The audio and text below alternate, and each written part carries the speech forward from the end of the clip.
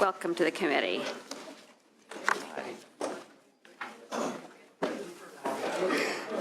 Sergeants are handing out this document. Okay. Oh, he's got posters too? What is this? Okay. You're setting up, so I'll give you a minute.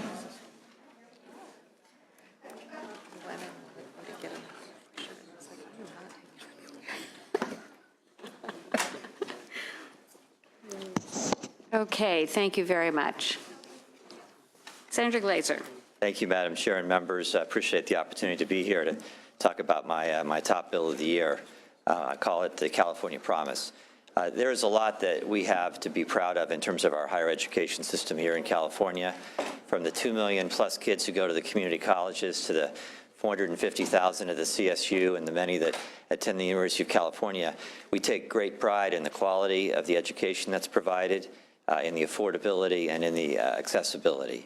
In fact, if you look around the country, these are high water marks for higher education that bring acclaim to our leaders that run these institutions, the faculty that serve and provide such great quality education to our kids.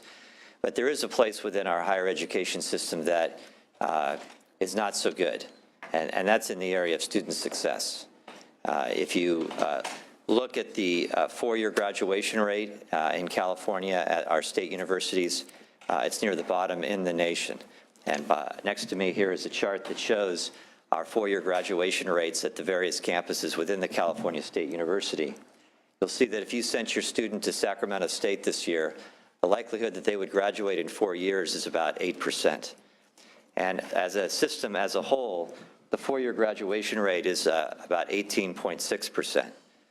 That's about 25% below the national average for comparable public institutions that we have here in the California State Universities.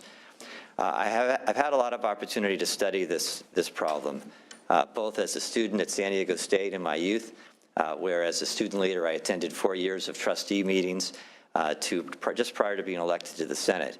In fact, I had to resign my trusteeship with the California State Universities when I was sworn in to the Senate. I'd served there for 4 years. And it's an issue of great concern, this area of student success, and I know that we have wonderful campus presidents and faculty and system-wide leaders and trustees that spend a lot of time trying to figure this problem out. But a lot of the problem solving that goes into the issue focuses in on the 6-year graduation rate, as if we've just given up on the idea that students who want to get out in 4 years can do so. A recent UCLA study was done of incoming freshmen and asked them whether they wanted to get through in 4 years. About 85% said that was their goal when they began at the university. So I have legislation that I think can break through this problem and provide an opportunity for many more kids to get through in 4 years. I call it the California Promise. And the goal, of course, is to increase the 4-year graduation rate. By doing so, we lower the costs and debt obligations to students. We expand the number of degrees that can meet the needs of California employers. We reduce our overall state costs, and we can prepare our community college students for an on-time graduation right when they begin. And the elements of the California Promise are fairly simple, and they are as follows. It provides an optional, and I underscore the word optional, contract between the student and the university, which has obligations on both sides. On the student side, it would require that they maintain a minimum unit load of about 30 academic units in an academic year, and they maintain a minimum GPA standard. And on the university side, they would provide enhanced academic advising, priority registration, a freeze on tuition, so whatever the tuition was when they entered the university, if they maintain the requirements of the contract, it would stay the same through all 4 years.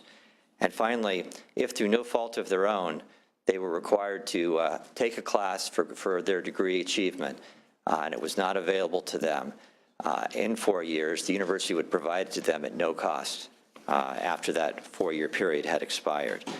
I project that this program, if implemented, would provide an additional 14,000 students with degrees on time in 4 years. It would free up seats for incoming students. For those students who were able to graduate in 4 years instead of 5, the estimate by the Campaign for College Opportunity would save those students and their families $220 million.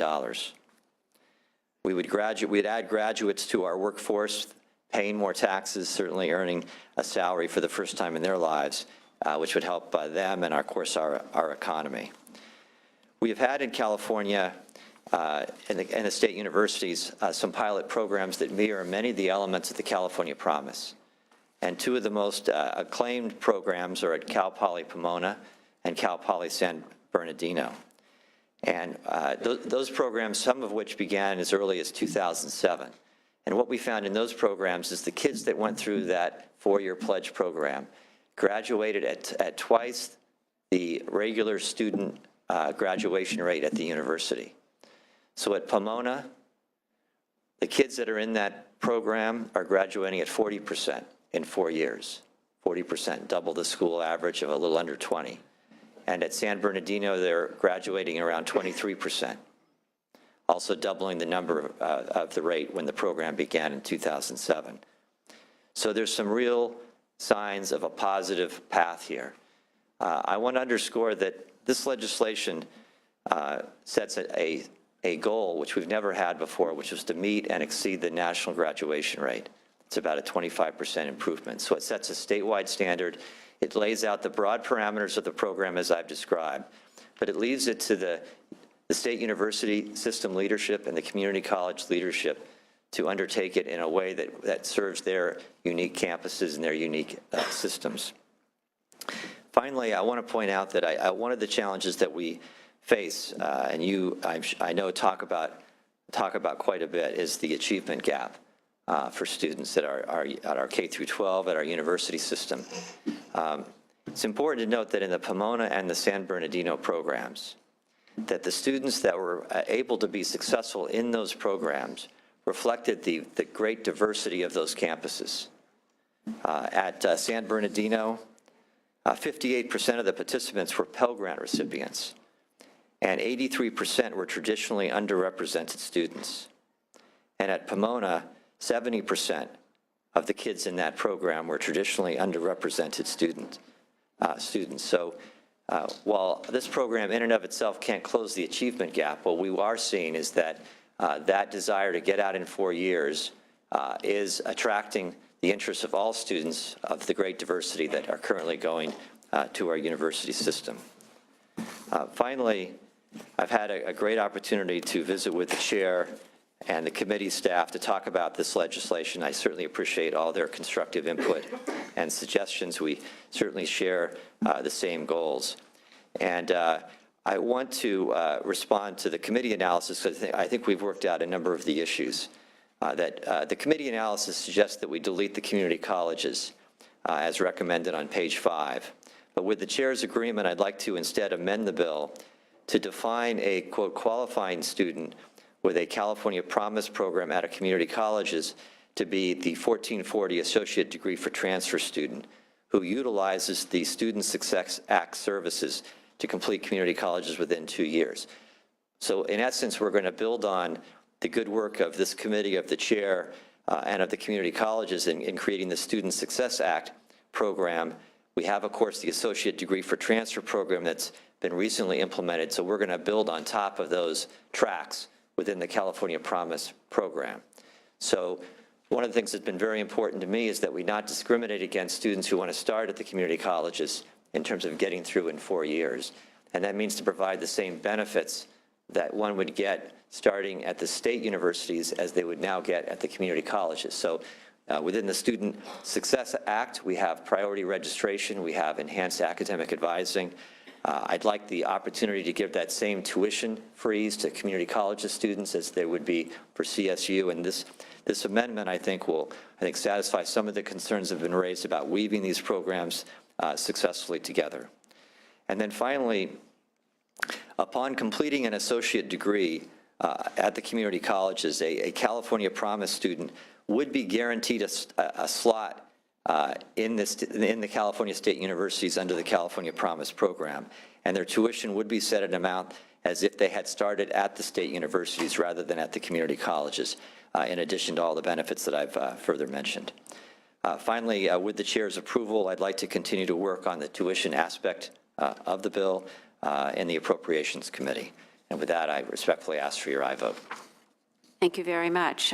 In support of the bill, I don't have any witnesses. other people coming up. Okay. In opposition to the bill,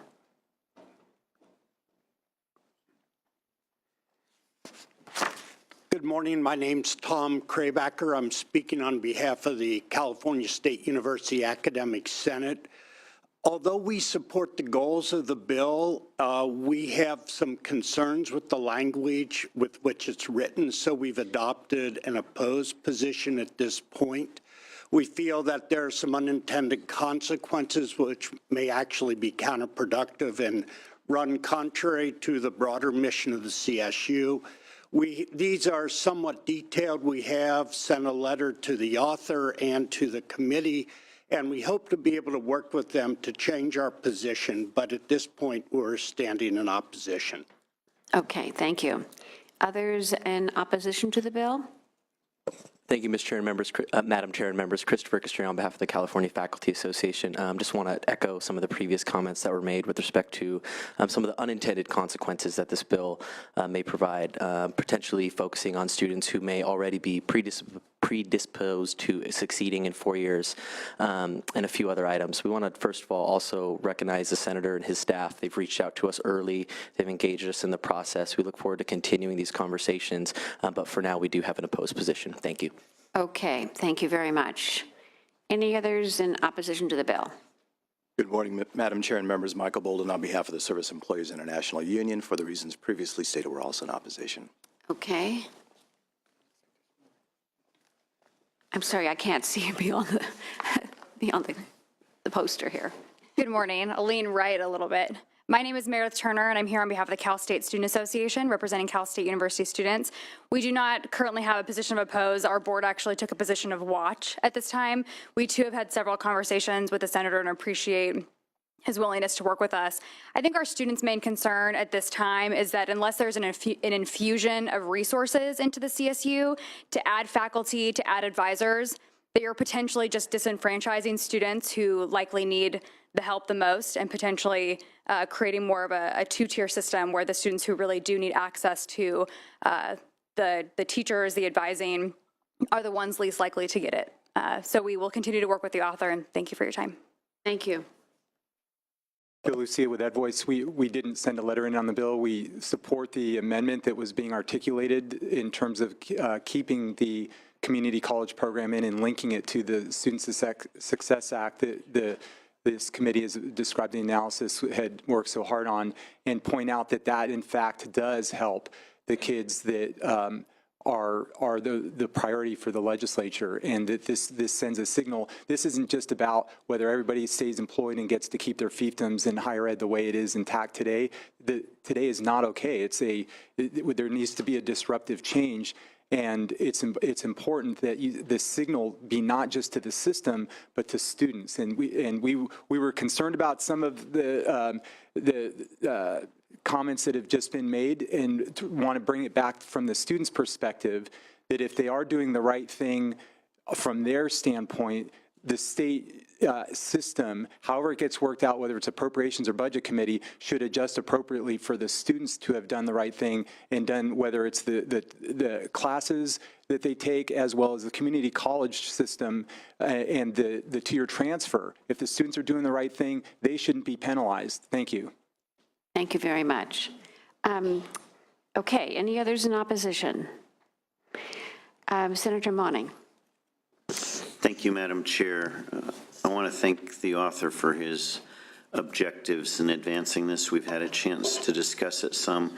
You've addressed some of the concerns. A student who they have to opt in, so to speak, say they want to pursue this pathway to success.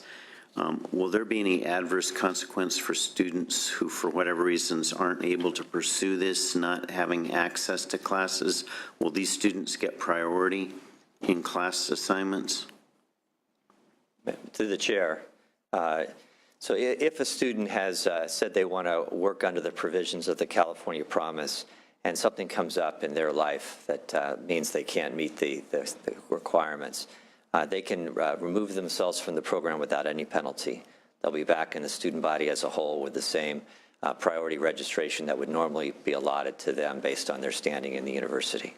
Okay, but then my question really goes, if a student who opts in, who pursues this path, will they get priority in class selection over a student who doesn't?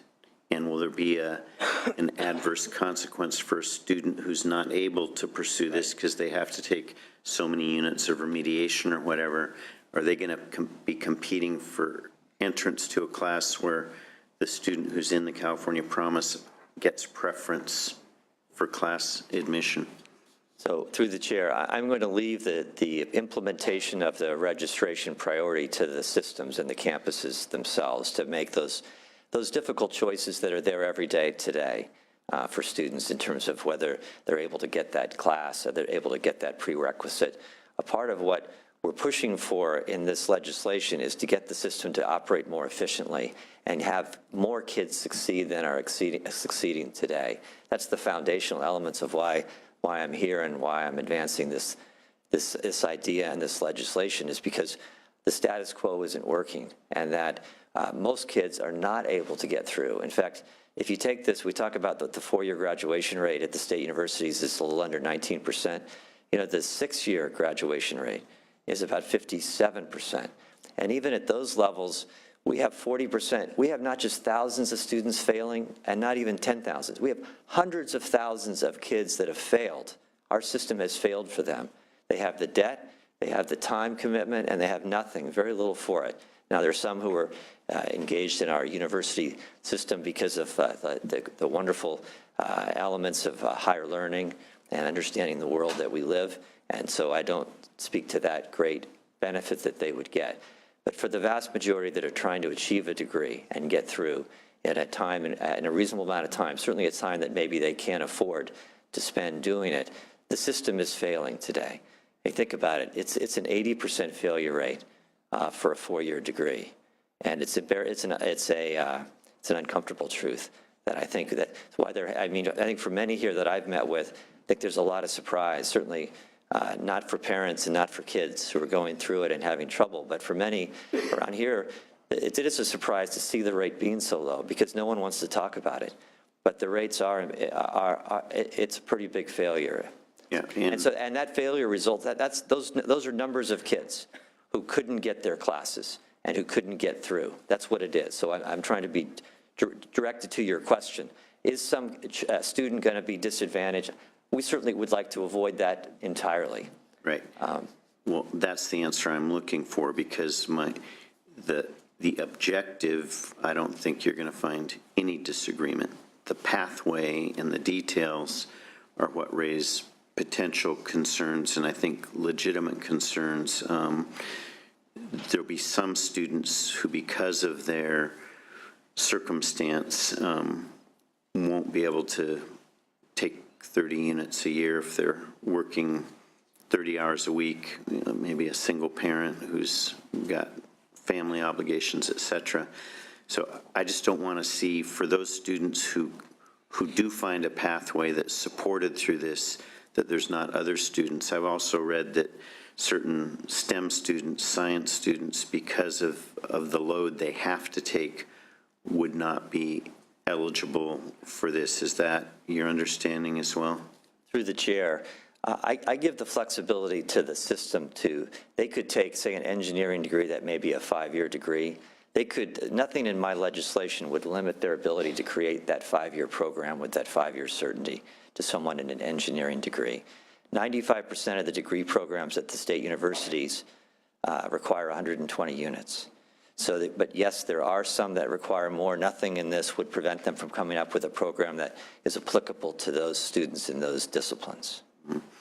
And finally, may I answer one additional point that you make? Because, a part of the narrative from the state university, and it's one I've always embraced, is that we do serve a lot of diverse students that come to us from different walks of life and different challenges in life. They aren't always the ones that can leap to the University of California, take that full load and achieve, right? But there's some interesting things that I discovered as I dug deeper into the facts on that, and I brought a chart to illustrate it. Whoa. Stays up. And what this is we took all the students that attended the California State University last year, this past fall, which is over 450,000, and we broke down the number of units that they took this fall to try to understand how many kids do we have that can't take that full load, because that's what we were always talking about. That's why we talked about the 6-year degree as the standard, not the 4-year. And here's what we found, that only 13% of the kids enrolling in the fall were taking less than 12 units, okay? That 87% were trying to get through. They had the capacity to balance the challenges that they were facing. They want to get through as fast as they can. So we see that more than 50% took between 12 and 14 units, and 34% took 15 units or more. And so they have the capacity, more than we even know, to try to get through, but we have the limitations that we're facing, not the ability not to get the classes that they need. Maybe they needed some academic advising help. Here's another interesting factoid. If you take all the kids that did graduate this past year from the state universities, as I mentioned, most degree programs are 120 units, that if you wanted to stay on track, that's what you would end up with. The average unit count of a student who graduated last year from the state universities was 135 units. They took an entire extra semester more of time and costs that weren't applicable to a specific degree program. Now, are some kids changing their majors? Yes, no problem. And my legislation will not create any limitation to someone changing their major, running into an issue where they need to take a semester off. It's not going to set them back any different than it sets them back today. But we have a very motivated student body who want to get through and want to get that degree, and yet there are roadblocks that get in the way. And that's what we're trying to break down in this legislation, where we can serve more students and have more of them achieve than what's happening today. Thank you. And if I could just ask a final question.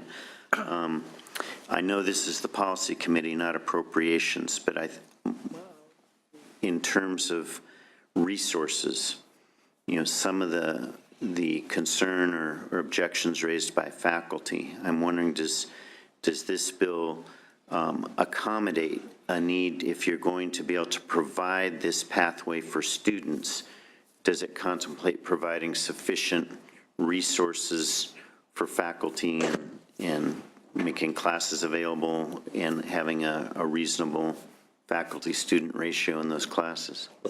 Through the chair, those are big questions we face every day, Senator. Can we adequately fund our university system? Can it provide the access to the many kids whose parents have paid taxes all these years and now want to enter them? And so it remains a perpetual challenge for all of us. If you would like to put money into my bill to hire more faculty, I think I certainly would be supportive of that. And that's a challenge that we face in general terms in the budget process. But you know, if you look at the 2 pilot programs at Pomona and San Bernardino, what did they do to get that level of success? And this past year in Pomona, they've admitted over 900 kids, so it's not small, 900 kids into their 4-year pledge program. They retained 1 additional counselor, 1 additional academic advisor. And the cost of the program at that campus was, they estimated to be about $75,000. So I don't mean to downplay the heartfelt concern you have about having enough faculty, you know, getting our institutions to be more robustly funded so tuition cannot go up and we can have the support services and enough faculty to teach all the courses. That remains a long-term goal that we all have. I'm trying to, for the most part, take our existing resources that we're providing and finding a pathway to using them more efficiently. If we get kids through faster, everybody saves. The institution means they don't have kids in a class that they can offer to somebody else, right? That's a frees up a seat. That means they can admit more kids. They could save money to use for other purposes or other enhancements on the campuses. So at the heart of this is creating an efficiency within our system. I wish it could be providing a lot more money, and I certainly would like to work with you on that. Thank you. Thank you, Madam Chair. Sure. Senator Pan.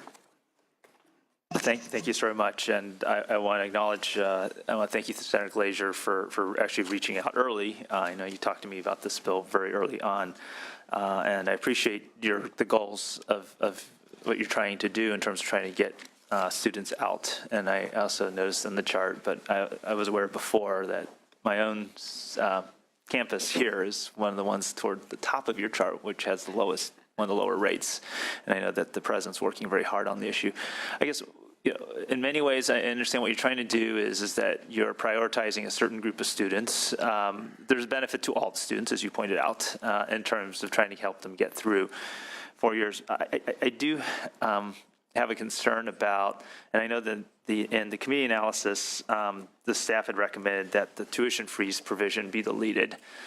And I understand that certainly tuition freeze would be certainly an incentive, a significant incentive for people for students to make the pledge. But I am concerned that what the unintended consequence of that would be is that, and certainly you've been a trustee of this university as well, is that during bad economic times, and we reluctantly, and I'm sure the trustees reluctantly as well, we're not able to provide the funding, and that some of that burden then had to fall on the students. And so in making such a pledge, and I know that analysis points out, the question is how do you prioritize who gets essentially, who gets the benefit of a lower tuition? And that I'm concerned what happens is that, well, now what happens is shrunk the pool. In fact, the more successful your program is, the more people sign up, the smaller the pool of people are left. And how is that then resolved? Because what will happen is that the universities needs resources. While certainly this will help if we get more people out in 4 years, the challenge is going to be is that we're then going to, if there's going to be a need for an increase in tuition to make, that it's going to be concentrated on a much smaller pool of students, right? And in fact, probably students who many of them are the ones who may be part-time or others that may have more challenges, and I'm concerned about that as an unintended consequence, because there isn't sort of a backstop to this where that prevents that from happening. So, I appreciate your answers, but that's a very significant concern for me that. In which would make me reluctant to actually be able to vote for the bill today, since you're not planning to take that as one of the amendments as suggested by the committee staff. And may I ask through the chair, are you suggesting that we eliminate the tuition freeze, Senator? I am, actually, yes, because I'm concerned about the unintended consequence of that. I mean, I think it's to actually put it into the legislation. I mean, to the degree that we can do that, that's great, but I am concerned that what happens is that during difficult budget times, that will mean that we actually concentrate the tuition increases on essentially a smaller pool of students. And again, it's about prioritization, about who needs the most assistance. And I think it's touched on in the analysis, but I'm just concerned that this is now a default mechanism that, maybe some of these students are deserving, and that's great, but, we're going to be pushing the tuition increases onto, obviously reluctantly done, onto a smaller pool of students, many of whom may be the ones who have to juggle the second job and so forth and can't do the 30 credits, et cetera, who, if they're being honest, can't fulfill the conditions of the promise. May I respond, Madam Chair? Yes, of course. A couple things, Senator. First, I'm leaving it up to the Board of Trustees to set the tuition. It's not the legislature, it hasn't been the legislature's prerogative to do that. So nothing in my bill sets the tuition. It simply says that if the State University wants to offer a contract, they should establish what that tuition should be. And if you want it to be higher, they may decide to make it higher. But it leaves that choice really up to them, is the first thing, okay? The second thing is that there's a working draft that the CSU is going to consider within the coming year about creating a gradual tuition increase over time to stop the spikes and then the depressed times and the spikes that have been happening over the years on tuition. And one of the recommendations is there is to set it at 2% increase a year. If that were to happen under my legislation, it would benefit a student about $55 a semester, okay? $55 would be about $110 a year. So the benefit to the student over the course of the 4 years, if tuition was increased 2% every year, and again, it's been flat for the last 5, but Let's just take that as a scenario.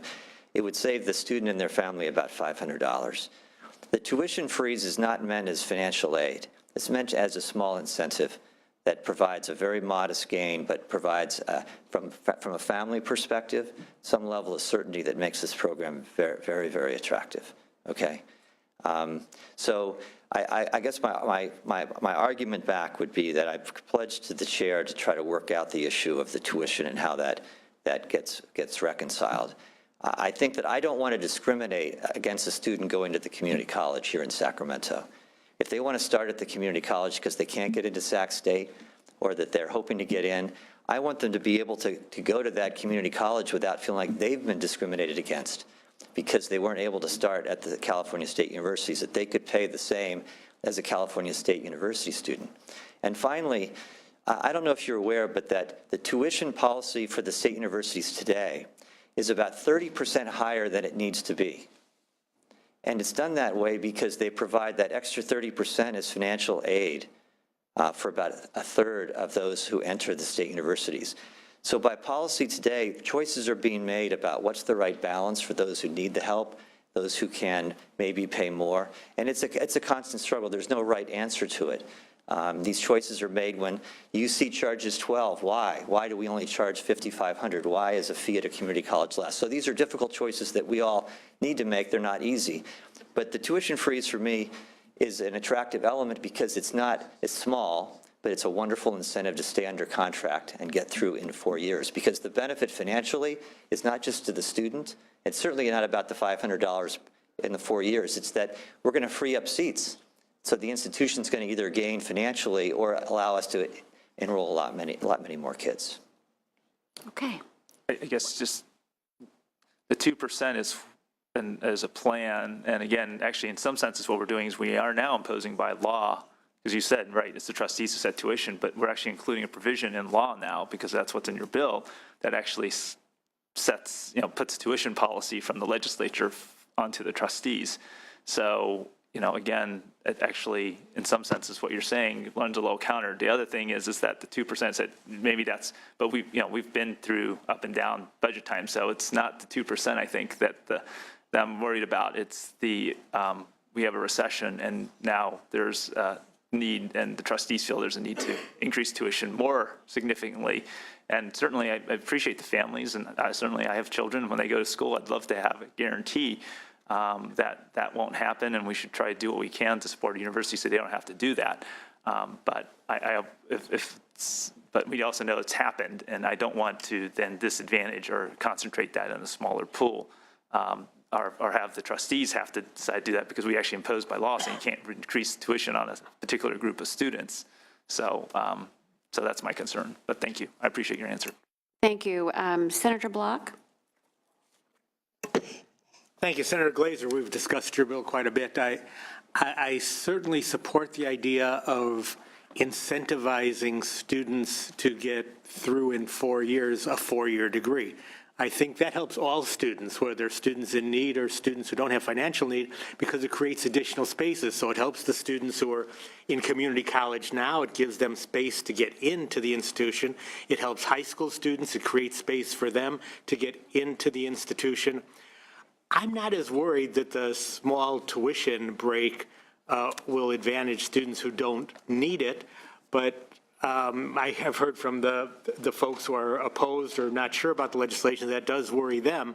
So maybe down the line you will look at a means test for that provision, the tuition freeze. Maybe it's only frozen for students who are already receiving Cal Grants or some other form of aid. There would still be the priority registration, which would be hopefully a good incentive for all students. But I'm going to support the bill today, and if it hasn't been moved yet, I'll move the bill today because I think it is an idea certainly worth pursuing, though maybe imperfect right now. Okay, thank you very much. Any other comment? Senator Vidak. Senator Block, you already moved the bill, so that's what I was going to do. But the two pilot programs are working very well, and I'd love to see that everywhere in the state, and I love the bill, and I'll be supporting it. Okay.